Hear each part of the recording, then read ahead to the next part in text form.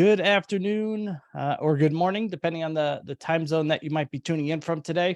Welcome back to another session here at Fintech Nexus. I'm your host and moderator today, Todd Anderson, the Chief Content Officer at Fintech Nexus. How to be innovative and compliant in digital lending. Before I turn it over to our esteemed panelists for some introductions, just a couple of quick announcements for the audience. First is we encourage your participation. So if at any point you have a question, 5 minutes in, 10 minutes in, 20 minutes in, use the Q&A function in your Zoom window. You just type a question in, send it in, and we'll go ahead and kind of keep those organized and ask those to our panelists throughout. If you have an issue with either the technology, you need a phone number to call in, try to use the chat function for that. So Q&A function for questions, chat function for general stuff like a phone number or another way to access the session.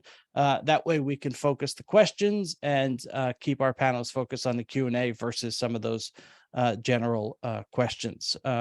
First, just want to thank the audience as always. For being able to join us. Without viewers, we can't have sessions like this. I also want to do a thanks to our speakers for their time and energy, and a special thanks to Matt and the team at Canopy for your support. Obviously, without support from partners like you, we can't do sessions like this, or as we did a few weeks ago, gather in New York City for a large in-scale in-person events. So thank you for your support, and thank you all for your time. And with that being said, I want to get some introductions going here. So Matt, I'll turn it over to you first. Tell the audience a little bit about you and Canopy. Thanks, Todd. Hey, everybody. My name is Matt. I am founder and CEO of Canopy. Canopy is an API-first lending core and loan management platform. We support all the rules and policies of really any type of unsecured or secured lending product. We help fintechs, established lenders, banks, embedded lenders launch and are the servicing layer and technology for them to manage the entire life cycle of their lending or credit product. So everything really from post origination through charge off, all of those rules and policies that govern your product are facilitated through Canopy's system of record. We also have several different lending tools to help operators really be better lenders, which we believe creates better borrowers. All right. Thank you, Matt.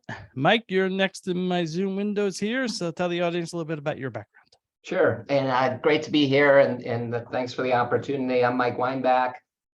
These days, I spend my time as an advisor and consultant to fintechs, banks, non-bank lenders, and private equity firms. But I've spent most of my career at a couple of large banks. Most recently, I ran the consumer lending businesses at Wells Fargo. So that was mortgage, auto, credit card, student lending, personal loans, and point of sale merchant solutions. And spent most of my career at JP Chase doing a little bit of everything around consumer and small business financial services, and ultimately led the Chase home lending business. And I'm going to show my age a little bit. I think I'm the oldest panelist here. By sharing that before that, I was a .com intranet entrepreneur, and that's what we called it back in the late 90s, the .com era. I founded a company called You Inspire and got my start doing that before I actually went back into banking. All right. Taten, you are next in my windows. Yeah, thanks, Todd. So my name is Taten Soltis. I'm the VP of Operations at Affirm. Affirm is a payment network that empowers consumers by offering transparent and flexible ways to pay over time, while simultaneously helping merchants drive growth. I specifically oversee the entirety of the consumer servicing landscape, which includes customer service, fraud operations, and a whole bunch of shared services teams that enable us to provide easy, transparent resolutions for our users whenever they need us. All right. And Tom, if you could finish us off with some intros. Yeah. Hey, everyone. Pleasure to be here. Tom Curran. I'm Upgrade Chief Risk and Compliance Officer. Been with the team with Renault and the rest of the excellent team here at Upgrade for about 6.5 years, so early in the company's history. We are a neobanking type of operation, direct to consumer lending and deposit products. We work with multiple issuing bank partners in providing those products to consumers. over 20 billion of credit provided to consumers since inception. My background prior to that, spent about 6.5 years with Promontory Financial Group, working on a lot of consumer compliance programs, large banks, loan servicers, and 10 years as a banking regulator and some time with the U.S. Treasury. Pleasure to be with you. All right. Well, thank you everyone for intros. And as a reminder to the audience, if you do have questions throughout our conversation, don't be shy. Put those questions in the Q&A box in your Zoom window, and we'll go ahead and pose those questions to the panel as we move through the conversation here. And so, yeah, I wanted to kick it off with, so we obviously have a number of different lending perspectives on this panel: buy now, pay later, term loans. We also have a bank perspective.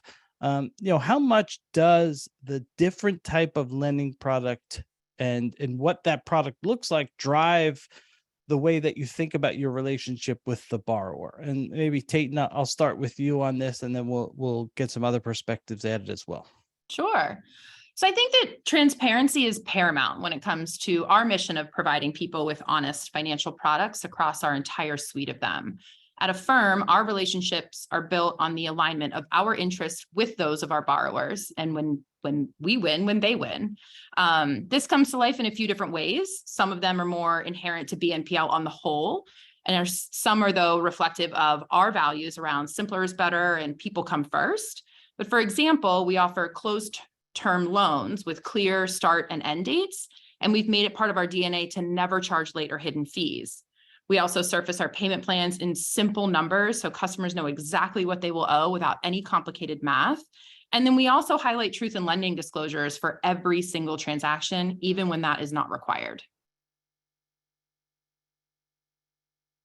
Tom, I'd love to get your thoughts, and then Mike, as kind of the banker perspective, on the panel. I'd love to hear your perspective as well. How does Upgrade think about this, and tell us a little bit about kind of the relationship with the borrower from your perspective. Yeah, I speak maybe a bit about the relationship and how we've seen our acquisition strategy. So we're in market with about 7 consumer products.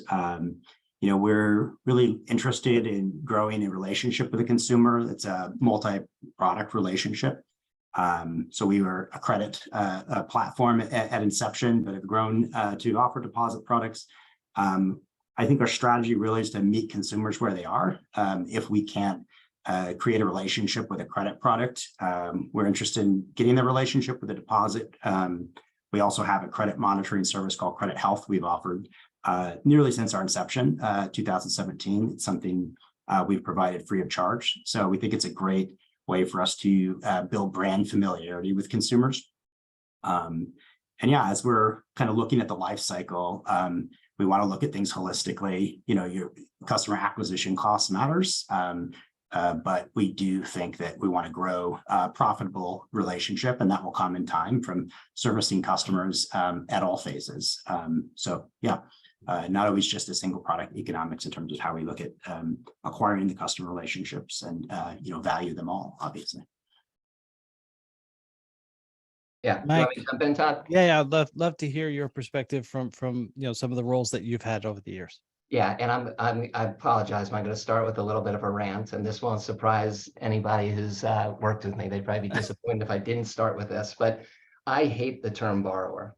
I hate it, hate it, hate it. I mean, it like denotes such a transactional relationship, and it almost conveys like disrespect. Like, I'm the lender, I got the money, you're the borrower, you need the money. Like, let's make sure we know that up front. So customer, like you're never going to hear me refer to a customer as a borrower. And I think that is partly coming from a bank perspective, where we want our customers to be customers for life across all the different products and services we offer. So it's got to be a great experience. It's got to be additive. We're the service provider, they're the customer.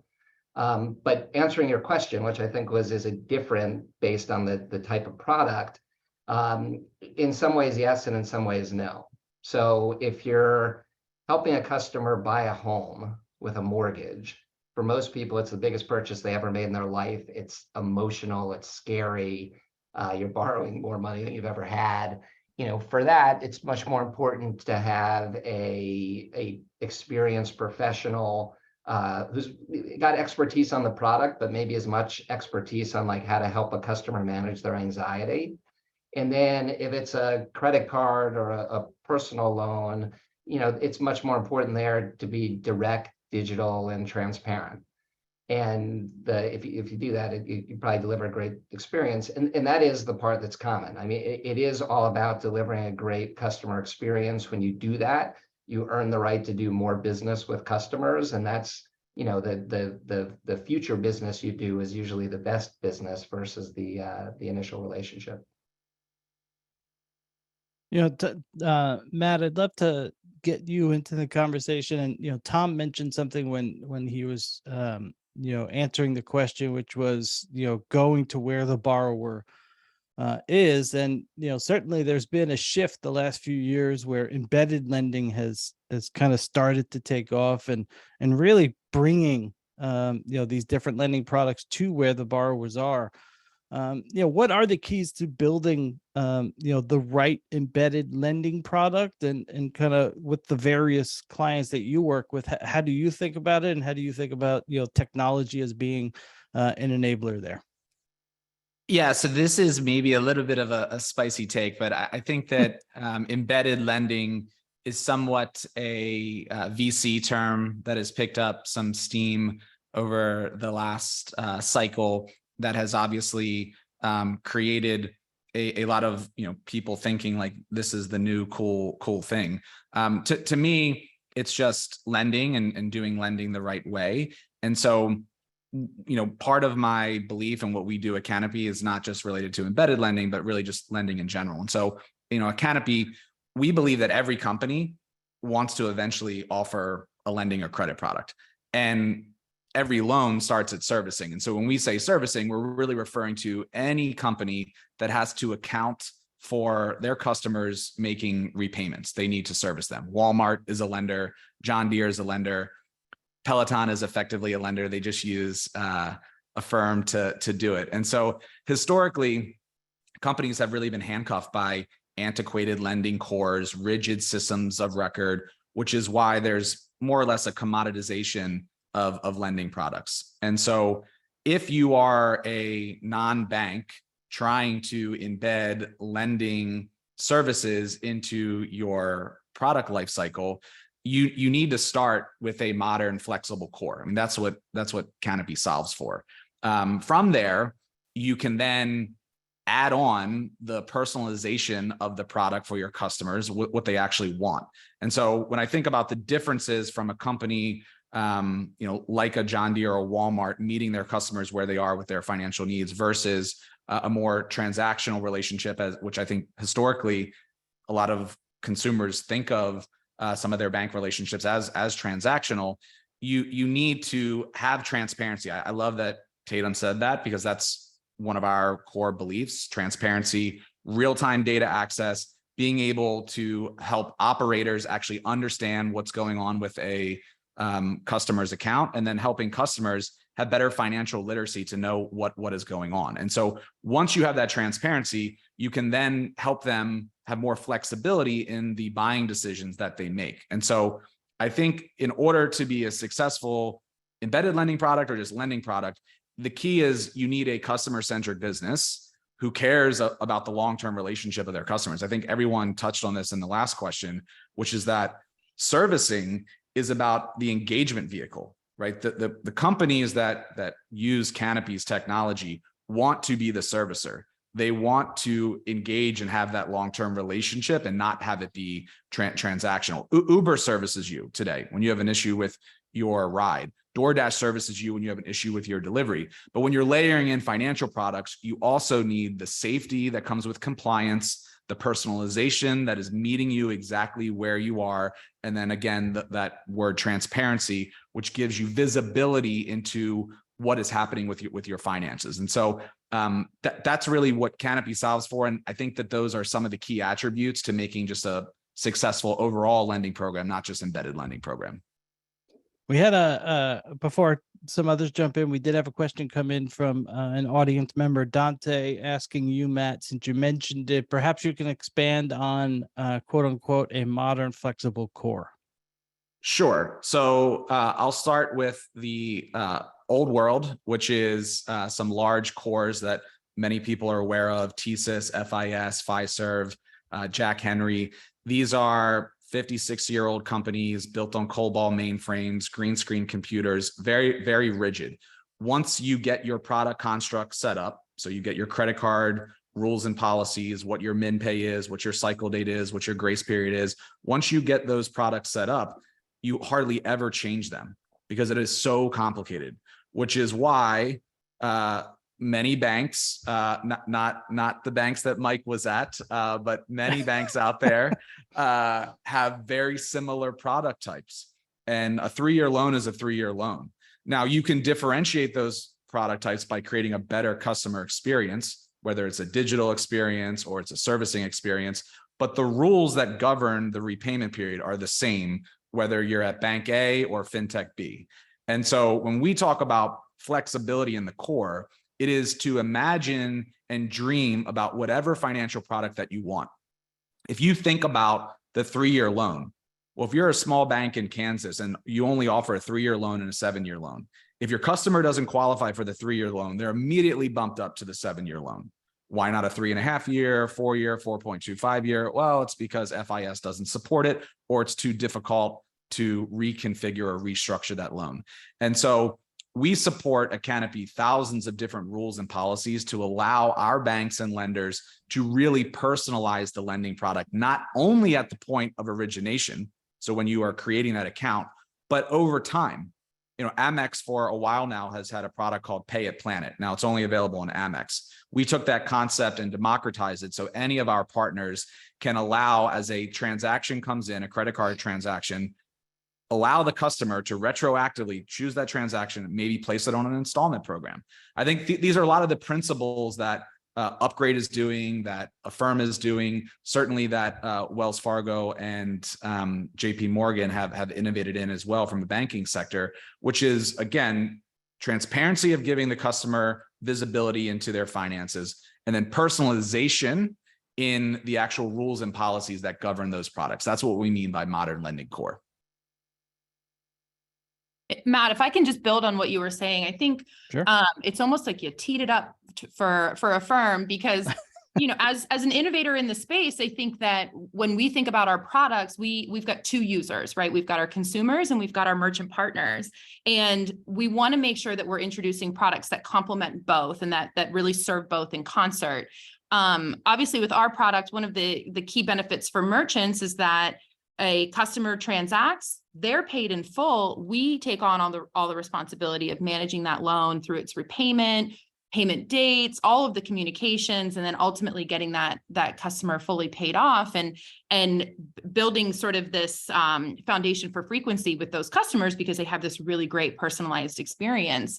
And then on the purely merchant side of it, like, we really look at ourselves as being a marketing accelerator as well for merchants of all sizes. We help them reach new customers, improve cart conversion rates. We see order values increase. We see their repeat purchase rates increase, all while eliminating the need for discounting as well. So in 2021 and 22, merchants reported an average cart value of 60% higher, and that 88% of the transactions we were seeing are being driven by repeat customers. And so by creating these solutions that are really serving sort of both ends of our network, and really serving both sides of that relationship, I think that we're providing our merchants with a really specific service that juices their business. And then we're providing consumers with a really great service that allows them to have control and flexibility in their purchasing and their purchase power, to really get the things that they want or they need when they need them.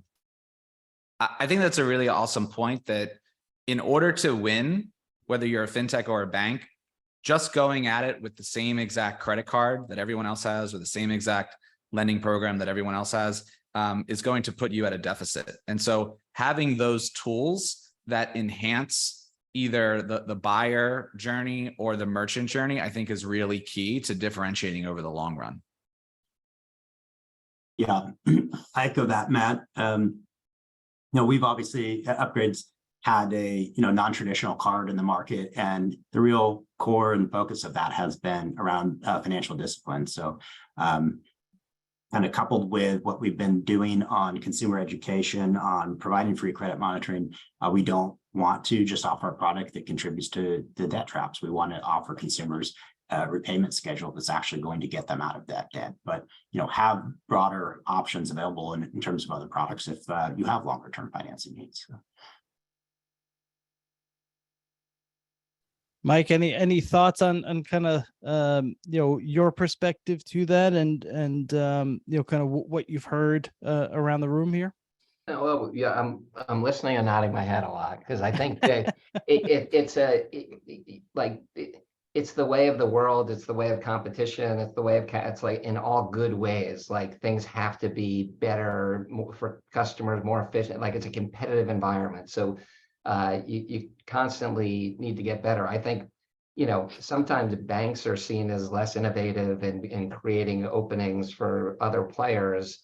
And I think is bank, like, I guess is advice to the banks out there is like, you got to be careful that you don't get complacent about the fact that you have customers and distribution. So it can be easy to think, hey, and I'm mad, I think you made the point without trying to offend me or any other bankers that sometimes the products are the same as everywhere else. But, it's easy to start with a mindset that says, well, if I have the same product as everybody else, but I distribute it to my customers through my branches, app, online, all the other things, that I'll be just fine. And I think there's some truth to that, but at the end of the day, that's like a melting ice cube and losing. You need to constantly be innovating. So I like what I'm hearing from everyone. As a reminder to the audience, if you do have additional questions, we've obviously fielded a couple so far.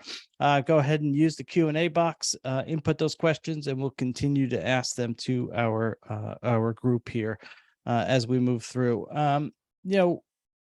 Mike, you've obviously led a bunch of different teams at some of the biggest banks.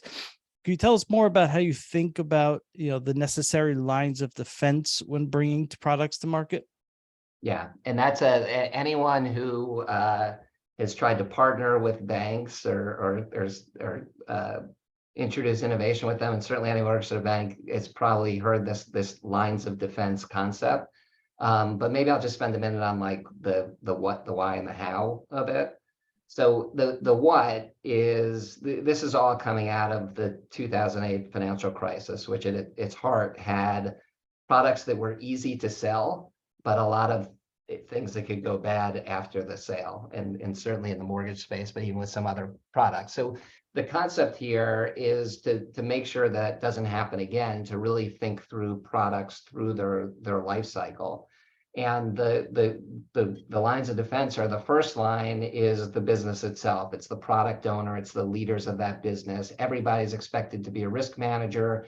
You're supposed to think it through, but sometimes that's not enough in and of itself. So there's usually a second line of defense, which is a independent team, usually risk or compliance or with a name like that, that's independently challenging and thinking through and helping make sure you get the right answers. And then there's a third line of defense, which is an audit team that comes in and makes sure that everybody does what they said they're going to do in the way they designed the product. So that's the what. The why is to make sure that risks are fully considered. And again, I think it's with lending products particularly, I think people tend to do a good job of thinking about the credit risk up front. They're expressing a point of view on what's right. It could end up being right or wrong, but it's like well considered. I think a lot of the risk, particularly in recent years, has been more, and I'll broadly use the term operational risk, but operational risk versus credit risk. Something where the product didn't work the way the customer expected it to, or the boarding of the customer, accepting payments, something ended up going wrong. And so, there's certainly an argument that having lines of defense makes the process take a little bit longer and makes it harder to innovate. But what really should come out of it is the right innovation, something that's like really thought through end to end, products that are going to work right for customers, be fair and transparent, ultimately, there's nothing worse than launching a product that ends up not working. If you're lucky, I guess lucky or unlucky enough to still be there to be managing the operation when it works. So this, this should lead to better products, better customer experience, and innovation done the right way. Can I ask a question on that, Mike? A former chief credit officer that I worked with that has spent a long time at PayPal and Capital One once told me that the way that he thought about the world in offense and defense was that risk was fraud risk, credit risk was the defense of the lender, and credit was really where innovation lied, and it was the ability to play and to create different product constructs for the end customer. And so if you have the lines of defense at a bank, what would be the adjacent to being on offense, or where you want to push the boundaries or be a little bit more risk on? Yeah, I actually think it's probably evolved a little bit. It maybe started out with people trying to implement it in you're the offense team, you're the defense team. And it's evolved much more to a place where it really is the expectation that risk is everybody's business, and everybody is going to think about it because people see the products from different places. And when it works right, you wouldn't always know in the conversations and debates who's first line or second line or a third line. It's everybody working together, coming from different places and with different expertise to make sure that the products are designed the right way, so they're going to work well for customers.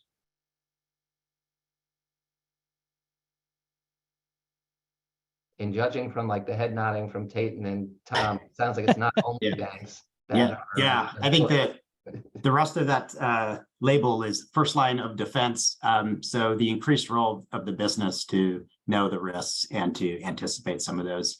And that can be exhausting if there's not some of that appreciation between that first line and second line friction. So obviously the experience, the colleagues you're working for makes that difference. But yeah, the business does have to know the rules and innovate in a way that will, work. As a reminder, if you have questions, go ahead and input those questions using the Q&A function.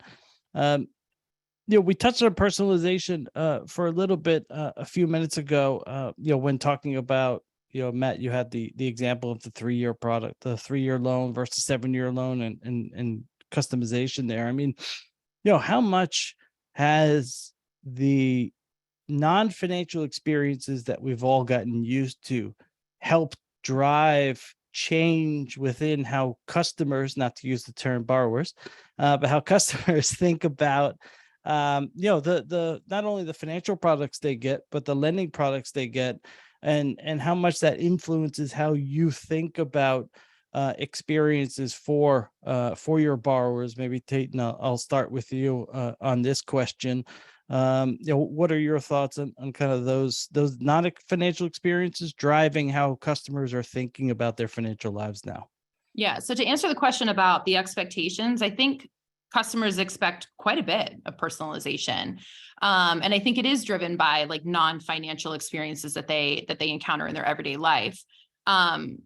In my world, as I think about the customer experience and servicing, customers are looking for easy resolutions to their problem, not a similar problem that somebody else had before or after them, but specifically theirs. And more broadly, they are looking for experiences that are tailored to their needs and interests. So think about your Netflix and the recommendations on what to watch, or your TikTok feed, if that's your thing. But it tells you what to view there. It's all personalized to you based on your habits. And so at Affirm, we do this by trying to meet a customer where they are and when they need us.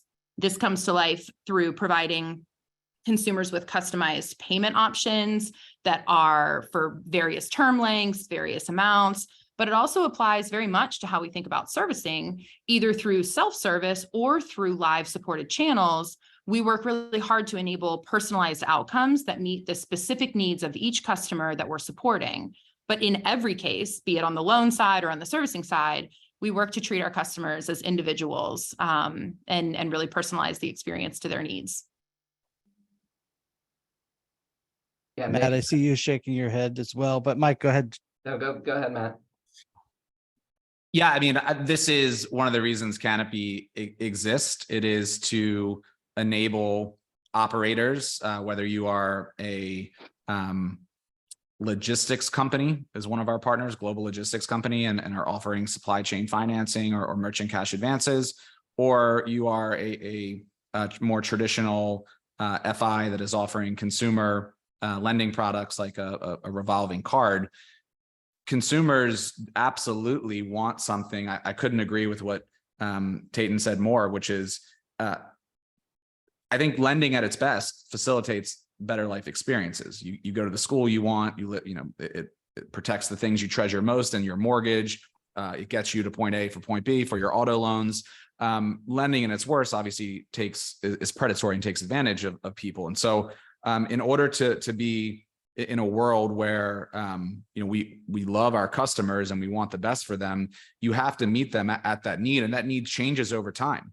It's no difference than what you perceive as what is spam versus what you perceive as relevant. That can change day to day. You get an email newsletter one day, you think it's relevant, the next day it's spam. And so that type of flexibility of being able to change up grace periods, restructure loans, change up payment terms without having to make the customer re-originate themselves matters. This is the beauty of having a flexible system of record and core, that you can offer these different lending products because you're able to meet them exactly where they are. My former life, I worked at a company called Earnest out in the Bay Area, and we competed with another student loan refinancing company that my brother went with. And every time he went to take out a different product, a personal loan product, that company treated him like a brand new customer.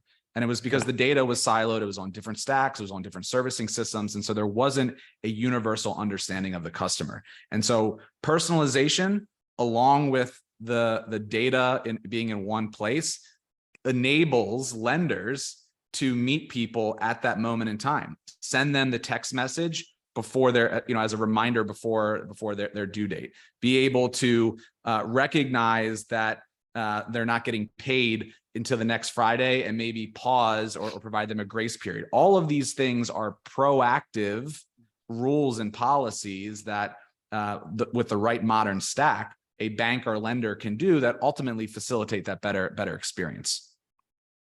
Yeah, I'll just build on that. And you asked the non-financial services ones that inform it, and I like Taten's examples with TikTok and the ones that really have captured my kids' full attention. It seems like in a way that I'm not able to. But it's also you just think about relationships you have with friends or someone you're dating or God forbid married to. If you share things with them, you expect that they're gonna listen and remember. And if you imagine someone you just kept telling the same thing to, and they never remembered, it would say that you don't care, and it's probably a relationship that you'd move on from. And it's the same thing in the financial world. I actually think the bar is pretty low. Customers don't expect as much as they will. It keeps rising, but I think we still have a long way to go. But yeah, if a customer tells you something, they probably don't fully expect you to remember it. But if you do, it really starts to cement that relationship and makes it much more likely they're going to do something with you again. And even in everyone's talking about AI these days, and with all the excitement about AI, and Chat GPT might be cooler than just a static, type search that brings you a bunch of links. But what's going to make AI awesome is when Chat GPT becomes Jarvis, right? When you have this personalized assistant who knows you, knows the way you think, and is delivering content the way you want it. That's what we're looking for. So yeah, personalization is huge. We had a couple of questions come in from the audience, but specifically on personalization. John in our audience says, how do you think about personalization with privacy in mind from a servicer standpoint? I'll just throw that up to the group and whoever wants to jump on it. I can jump in. Sure. For Affirm, our business is really built on the personalization of our lending, and we underwrite each and every transaction separately and individually. And so I think we do it in a way where your privacy is protected, your PII is always protected as well. But we are also seeking to protect you and your financial health. And so by taking into consideration each and every transaction that you are attempting to have with us, it gives us the opportunity to lend to you in a really responsible way, in a way that we believe you are set up to succeed and not find yourself in a sticky situation further down the line.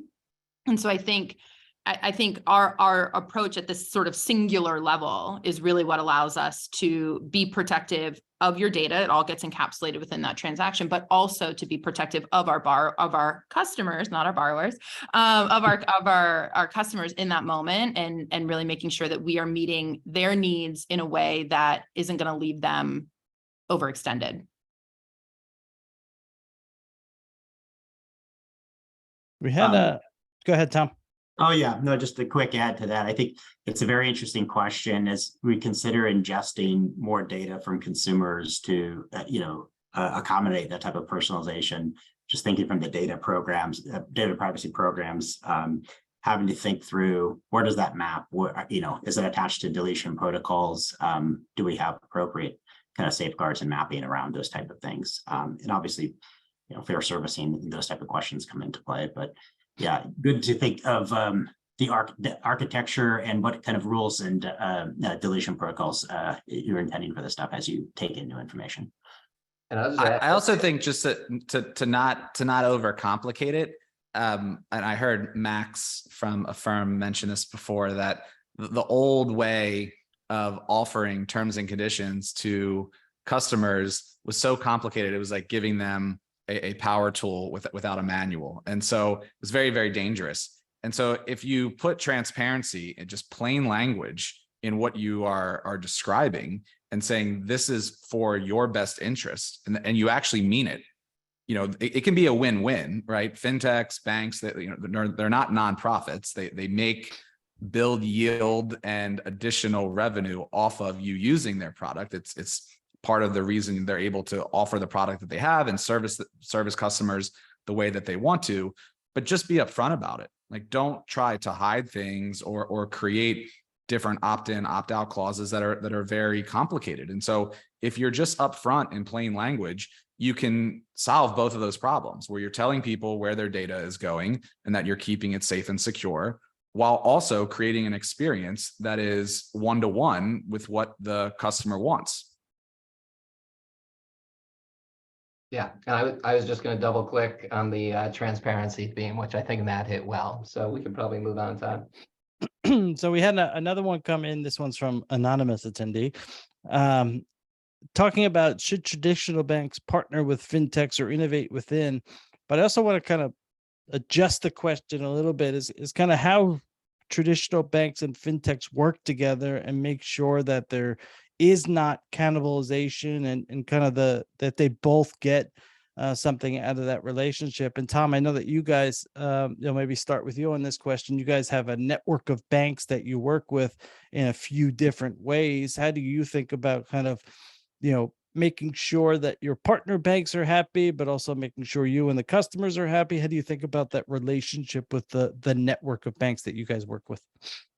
Yeah, speaking to the investor side, so the takeout buyers of the loans, I think it's a great point. We've actually have a pretty healthy network of credit unions as loan buyers. We facilitate the memberization process on their behalf. But yeah, they're interested in developing the relationship with these consumers. So we are very specific in the agreements around non-competing products, the right to, market to those consumers, assuming they have that right.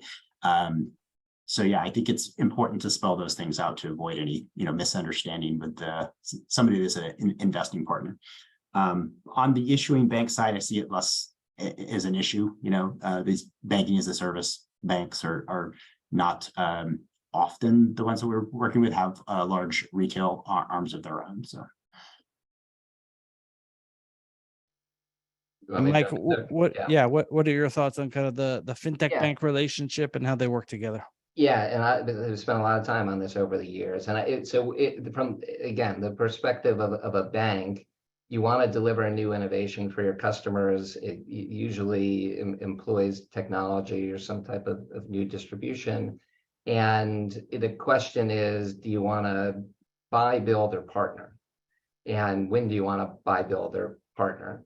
And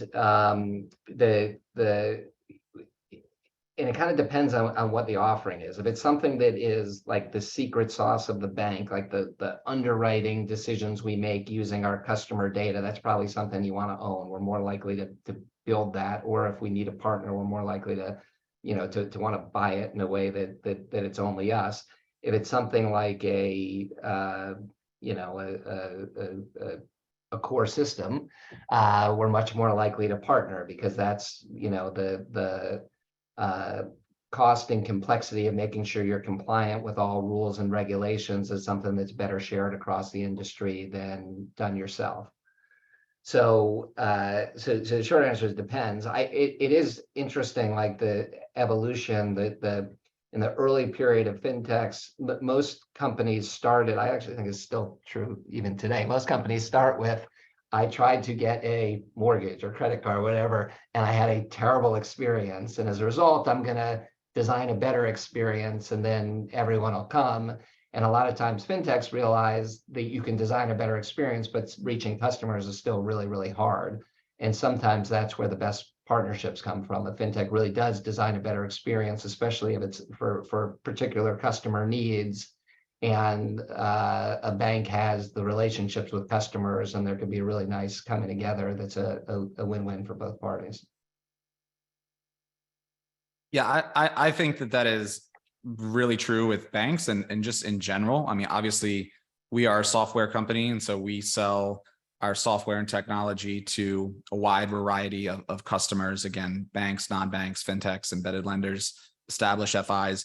And it's often this build, buy, partner discussion. And I think even some of the best technology companies, if the functionality is not part of your core competency, you should not be wasting cycles on trying to solve it. You should be thinking about, what do I do best? Maybe it's you're best at marketing and bringing in and acquiring customers. Maybe you're best at underwriting. Maybe you're best at actually being the physical servicer. You should focus on those things, because it's not just the moment in time that you have to launch the product. You also have the maintenance that goes into perpetuity.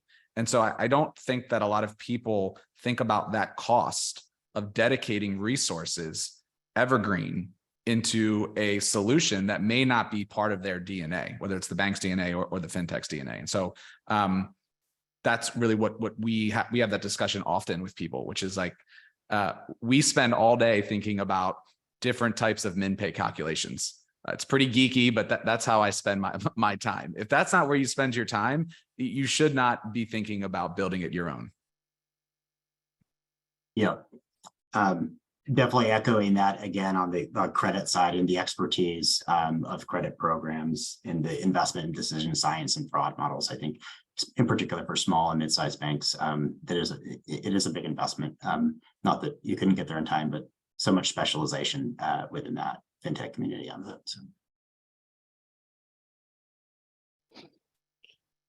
So we have another question here from the audience. This one is a little long, so give me a second here. Data sharing and connectivity provided by open data organizations have made financial lives of consumers much easier. However, this is not as true on the business customer side.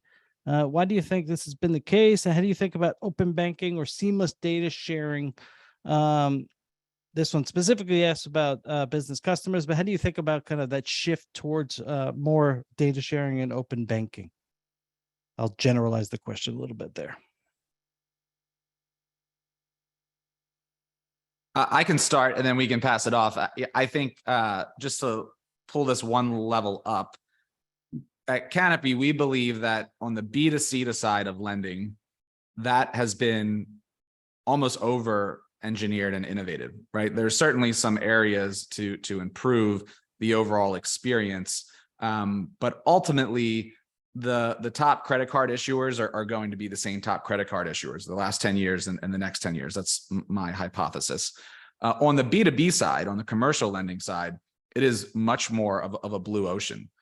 Only in the past handful of years have non-bank lenders in the B2B side, maybe, going only back to Cabbage, which was only 10, 12 years ago before Amex acquired it. Have you really been seeing innovation in this space? And so I think there's still a lot that needs to be figured out. I don't know that there's the playbook and roadmap on the commercial lending side, on the business side. There's a bunch of companies trying to figure out, how do we take the detection of KYC and bring that over to KYB? You obviously have a lot of SMB lenders out there trying to figure out, how do you port over some of the rules and policies that worked well in consumer to the business account? But I think there still needs to be a lot figured out. So I think that there's obviously more data that can be discovered there, but the regulation has not necessarily kept up with it. So I think there's also going to be some compliance ups and downs over the next handful of years as the maturity, especially on the non-banking side for B2B and commercial lending, continues to evolve and experiment with what is working. Let's say, I think it's sometimes easier for a person to decide to share their information than it is for a business to, just in terms of is an individual versus making a decision on behalf of a larger group of individuals or with maybe more at risk. And, Matt makes a good point about the evolution, even on the consumer side. Like in the early days, it was like, just sign up to share your information. And there wasn't a lot of understanding, even on the consumer's part, of how much access you might be giving. And it's evolved to a place now where it's much more, you share your credentials in a secure tokenized way. You get to choose the accounts that you have access to. A lot of providers have dashboards to let customers see and remind them, make sure they want to continue to opt in and share that information. And you have regulators, including the CFPB, that are watching this behavior. On the business side, you just have a lot less of all of that. It doesn't mean that it shouldn't be there, because everything needs to get better, faster, cheaper, smarter, easier, and doing things with data is better, faster, more efficient than doing things with paper files or the traditional ways that information's been shared. But so, I mean, you want to have cores constructed where the data is pure and shareable, but there's probably more that's needed. I don't, open banking feels like it's a long way away on the business side. Another question we had from our audience a little bit ago, which was, what are some of the more creative lending use cases you've seen over the past year? And I know, Taten, you want to jump in on this one. Yeah, we run the gamut of what we lend for. We have hundreds of thousands of merchants on our network. And so we see things from, a new watch from a jeweler to home renovations, right? Like people either at Home Depot and leveraging us for the literal nuts and bolts that they may need, or, working with a contractor and being able to engage their payment through Affirm for that as well.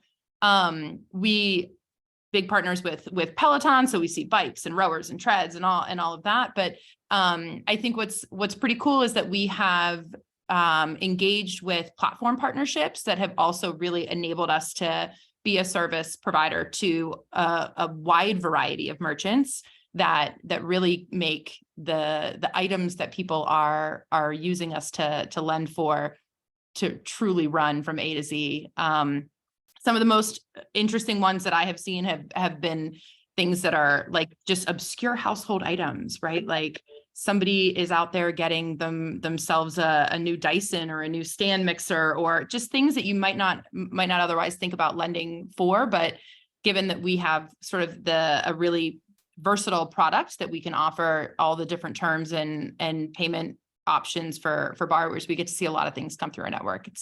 It can be pretty fun from a servicing side of things.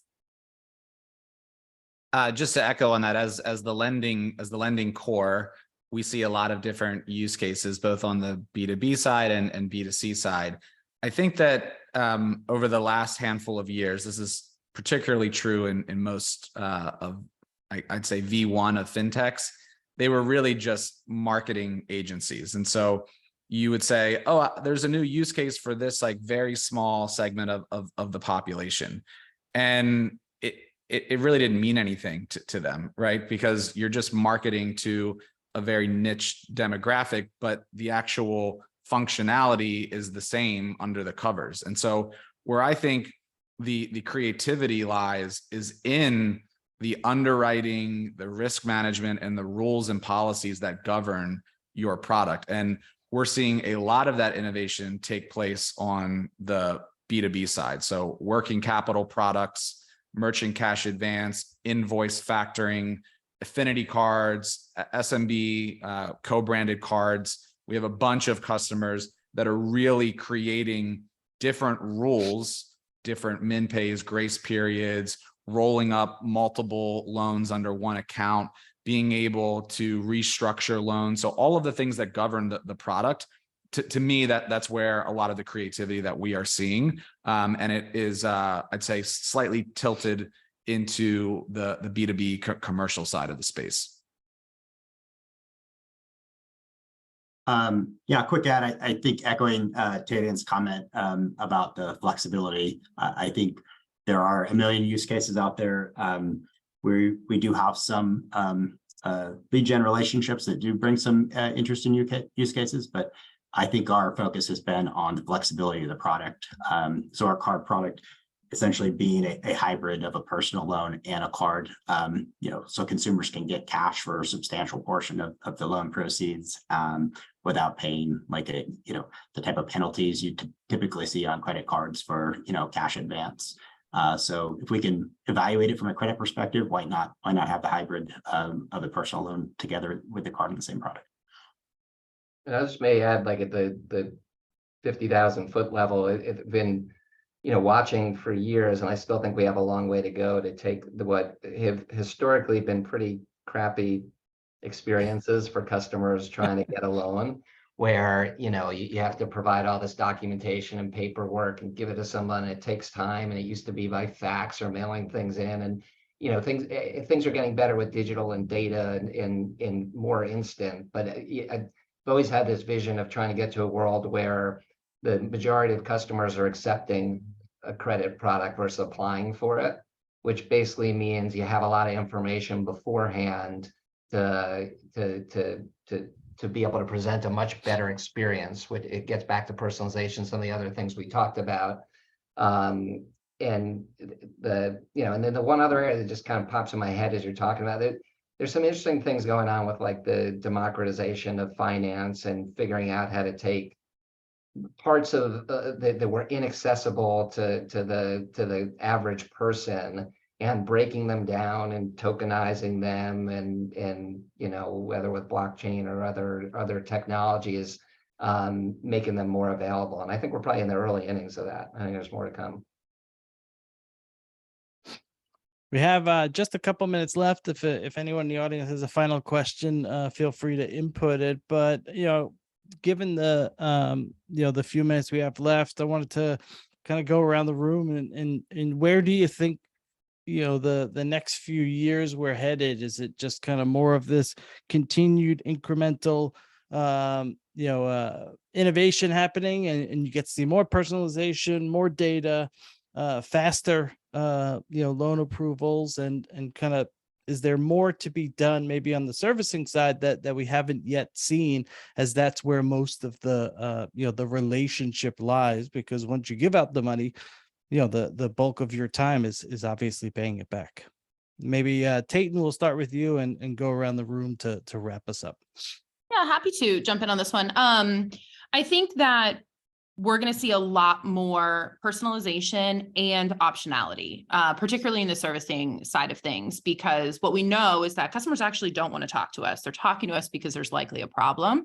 And so the idea of removing the problem or making it just extraordinarily simple for them to resolve it when it does happen. So be it through super simple self-service opportunities, be it through the myriad of support channels that are introducing themselves into the market, be it, SMS isn't quite cutting edge anymore, but chat GPT and leveraging some of the AI that's out there to really kind of avoid the human to human interaction. I think we're going to see a lot more happening in that space. It actually gets me really excited as we're kind of scoping out how we want to bring this into the Affirm ecosystem as well. But I really think the biggest things are going to be like a really strong transformation driven by technology and servicing, as well as personalization, and bringing those two things together, in my mind, comes to this like pinnacle of just like ease of service, super easy resolutions, customers who kind of walk away and say like, wow, that was really quick and easy. And that in and of itself builds trust with the brand and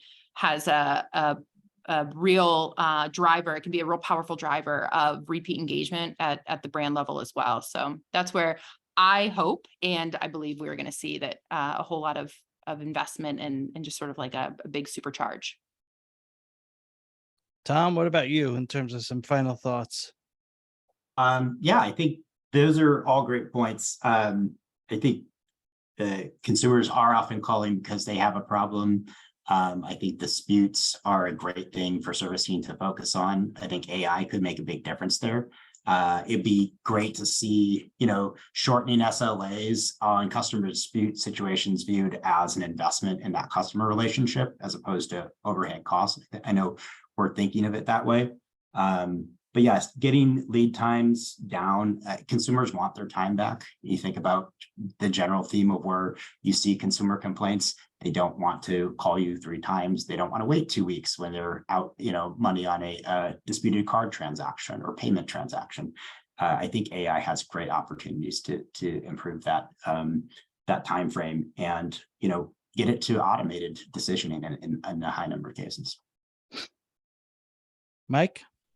Yeah, a few thoughts. So the one, the Taten and Tom talked about customer problems, and I will just, in my experience running servicing businesses, it's definitely true. Like a customer that doesn't need to contact you, it tends to be happier than a customer that does need to contact you. There is one exception, which is a customer who contacts you with a problem that they are like 10 out of 10 in terms of the way you handled that problem, actually ends up being your most satisfied and most loyal customer. So I just think about, even though it might cost you a little bit, it's a very high return on investment if you're looking to build relationships to just make it right when something went wrong for customers. So I couldn't let that one go without commenting on it. You asked Todd about the next few years. I do think in the next few years, if we are headed to some type of recession, whether a soft landing or something more significant or even a slowdown, it will be a little bit of a reckoning. It's the Warren Buffett line of when the tide goes out, you see who's swimming naked. So how is the underwriting right? Is the funding models right? Or did they just rely on low funding forever? But the long term is what we've been talking about, which is, better, faster, more data oriented, more digital, more AI, more everything that hopefully creates that experience where customers don't think about having a loan and have an immediate negative emotion that comes to mind, but something that feels a lot better. I agree with what everyone said. I think this is why Canopy exists. It is to create a flexible system of record that is more transparent, personalized, and safe. This intersection of innovation and compliance, keeping people safe, matters a lot.